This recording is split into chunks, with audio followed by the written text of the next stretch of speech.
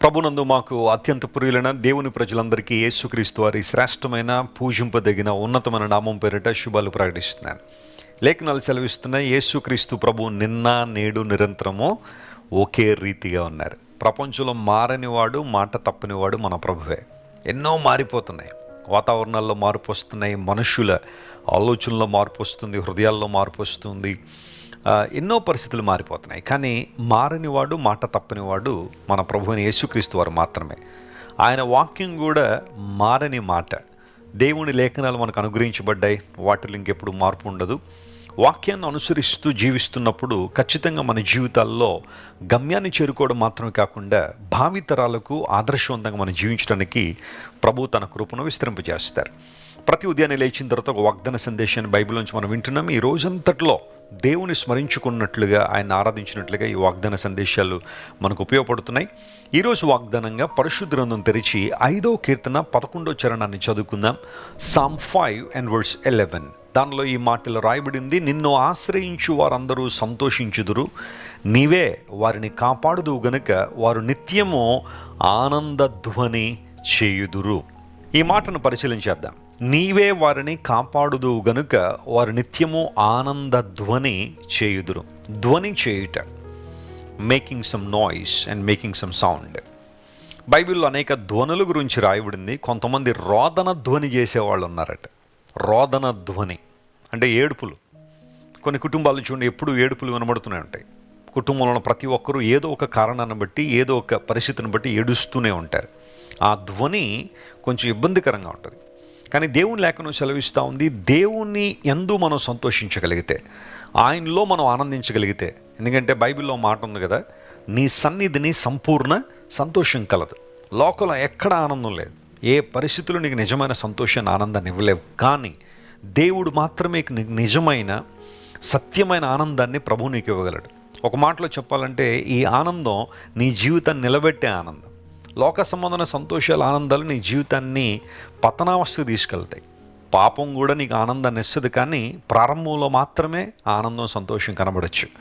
రాను రాను ఆ పాపము నీ మీద భయంకరమైన భారమై మోపుతూ ఉన్నప్పుడు నువ్వు ఇబ్బందులు పాలవుతూ ఉంటావు, నిరాశకు గురవుతూ ఉంటావు, నిస్పృహకు గురవుతూ ఉంటావు.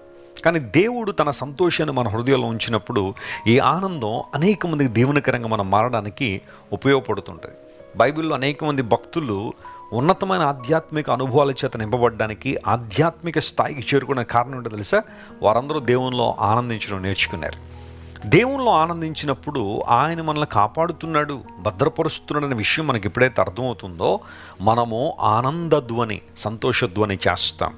ఈరోజు నా ప్రార్థనదే, మీరందరూ కూడా ఆనందధ్వని చేసేవారుగా ఉండాలని, ప్రభువులో ఆనందించేవారుగా ఉండాలనే నా ఆలోచన. ఫిలిప్పీలకు రాసిన పత్రికలో పౌలు మహాశయుడు అంటాడు, మీరు ఎల్లప్పుడూ ప్రభువునందు ఆనందించండి, మరలా చెప్పుదును ఆనందించండి అని. ఫిలిప్పీలకు రాసిన పత్రికను బైబిల్ పండితులు ఒక పేరుతో పిలుస్తారు. అదేనంటే చెరసాల నుండి వస్తున్న ఆనందపు ధ్వని అని పిలుస్తారు. ఏ cheerful sound from A jail cell. ఒక వ్యక్తిని చెరసాలలో ఉంచినప్పుడు, బందీగా మార్చినప్పుడు, ఖైదీగా చేసినప్పుడు ఆ వ్యక్తి ఆనందించగలడా? లేదా ఇతరులకు ఆనందంగా ఉండండి అని చెప్పగలడా? పౌలు మహాశయుని యొక్క జీవితంలో మనం గమనించాల్సిన విషయం ఏంటంటే, he was a practical man of God.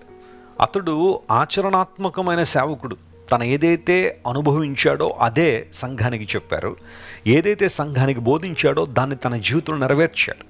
ఆనందించండి, ఆనందించండి అని చెప్పిన పౌలు ప్రతి పరిస్థితిలో దేవునిలో ఆనందించడం నేర్చుకున్నాడు, సంతోషించడం నేర్చుకున్నాడు. తన శ్రమల్లో, కష్టాల్లో, హింసల్లో, ఉపద్రవాల్లో, ప్రభు కొరకు అతను ఎదుర్కొంటున్న నిందల్లో, వీటన్నిటిలో కూడా ప్రభువునందు ఆనందించడం నేర్చుకున్నాడు. కాబట్టే అనేక మందికి ఆశీర్వాదకరంగా మారాడు. ప్రియ సహోదరి, నీలో ఉన్న దేవుని ఆనందాన్ని దొంగిలించాలని అపవాది ఎప్పుడు ప్రయత్నం చేస్తూనే ఉంటాడు. నిరాశ తీసుకొస్తాడు, నీ జీవితంలోకి నిస్పృహలో నేను నడిపిస్తూ ఉంటాడు. నీకు అది లేదు, ఇది లేదని, నీకు లేని వాటినే ప్రతిసారి నీ ముందుకు తీసుకొచ్చి నువ్వు విచారించువాడుగా ఉండాలని, లేదా నాకు అది లేదు, ఇది లేదని ఏడ్చు వ్యక్తిగాను ఉండాలనే అపవాది ఆలోచన చేస్తాడు. కానీ count your blessings rather than your problems. నువ్వు ఎదుర్కొన్న సమస్యల కన్నా దేవుడు నీకు ఇచ్చిన ఆశీర్వాదాలను కౌంట్ చేయడం నేర్చుకో, ప్రభువులో ఆనందించడం నేర్చుకో. ఈ లోకంలో ఏది నీకు నిజమైన ఆనందం ఇవ్వదని గుర్తించి ఆయన మీద నీ ఆనందాన్ని కనుక ఆధారం చేసుకోగలిగితే ఆ గొప్ప దేవుడు నిన్ను ఎప్పుడు విడిచిపెట్టేవాడు కాదు. నిన్ను బలపరుస్తాడైనా తన సంతోషంతో ఆయన నిన్ను నింపుతాడు. మా తండ్రి గారు ప్రభువుని అంగీకరించక మునుపు లోకంలో జీవిస్తున్నప్పుడు లోక సంబంధ విషయాల్లో ఆనందించాలని ఎంతో ప్రయాసపడ్డారు. తన చుట్టూ అనేక మంది స్నేహితులను పెట్టుకుని, లేదా ప్యాకాట్లలో ఆనందం ఉందనుకుని, సినిమాల్లో ఆనందం ఉందనుకుని విపరీతంగా లోక సంబంధమైన ఆనందంలో ఉండాలని ఆశించారు. కానీ ఎప్పుడైతే యేసు ప్రభు ఆయన్ని పట్టుకున్నారో, ఆయన తన జీవితాన్ని ప్రభువుకు అప్పగించారో, దేవుని సేవకు తన జీవితాన్ని సమర్పించుకుని అనేక ప్రాంతాల్లో అద్భుతమైన సేవ జరిగించినప్పుడు ఆయన అనుభవించిన ఆనందం, లేదా అనుభవిస్తున్న ఆనందం చాలా గొప్పదని వారి సాక్ష్యంలో అనేకసార్లు నాన్నగారు చెబుతూ ఉంటారు. దేవుని ప్రజలారా, గమనించండి, ప్రభు పరిశుద్ధాత్మ ద్వారా మన హృదయాల్లో కృమ్మరించే ఆనందం, సంతోషం శాశ్వతమైనది కనుక ఆనంద ధ్వనిలో మనం ముందు కొనసాగుదాం. ఆయన మనల్ని కాపాడువాడు. రాబోతున్న ఉగ్రత నుండి మనల్ని దేవుడు కాపాడాడు. తన రక్తం పెట్టి మనల్ని కడిగి తన బిడ్డలకి అంగీకరించారు. క్రీస్తు రక్తం ద్వారా కడగబడిన మనం ఉగ్రతను తప్పించుకున్నాం. దేవుడు మనల్ని బలపరిచాడు కనుక మనం ప్రభువును స్తుతించాలి.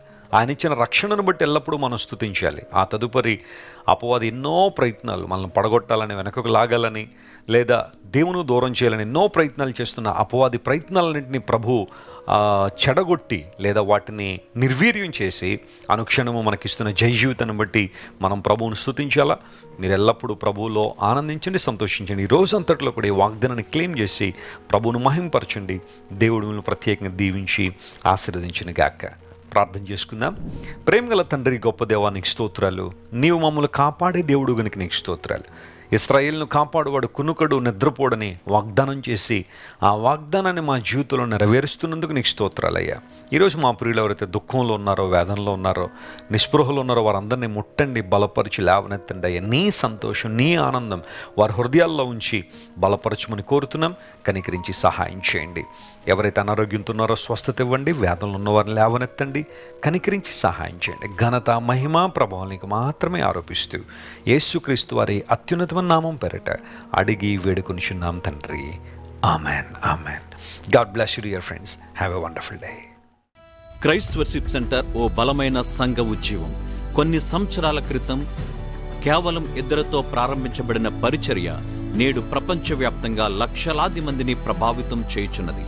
రాజమండ్రి, సికింద్రాబాద్, బెంగళూరు, నెల్లూరు, దుబాయ్, బెహ్రైన్, కరీంనగర్, విశాఖపట్నం, గద్వాల్, కొవ్వూరు, మలకపల్లి, శ్రీలంక, భూటాన్, అడ్డతీగల, పాలమూరు, ఒంగోలు, బళ్ళారి, కోరుకొండ, పోతవరం, నల్లజర్ల, వెంకటరామయ్యగూడెం, మచిలీపట్నం, ఇందిరానగర్లతో పాటు అనేక గ్రామాల్లో క్రైస్ట్ వర్షిప్ సెంటర్ ఆరాధనలు జరుగుచున్నవి.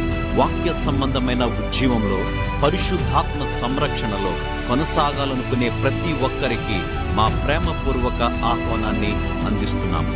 రండి, ఆత్మతో సత్యముతో ప్రభువైన యేసుక్రీస్తును ఆరాధిద్దాం. మీరు ఇంతవరకు విన్న దైవ సందేశం మరియు దేవుని సేవకులు చేసిన ప్రార్థన మీకు ఆశీర్వాదకరముగా ఉన్నదని విశ్వసించుచున్నాము.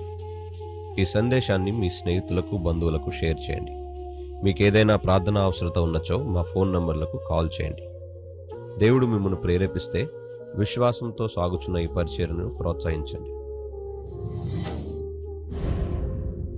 మరిన్ని వర్తమానాలు, పాటలు వినుటకు జాన్ వెస్లీ మినిస్ట్రీస్ అను మా యూట్యూబ్ ఛానల్ను సబ్స్క్రైబ్ చేసుకొనండి. ప్రభువైన యేసుక్రీస్తు కృప మీకు తోడైండును గాక.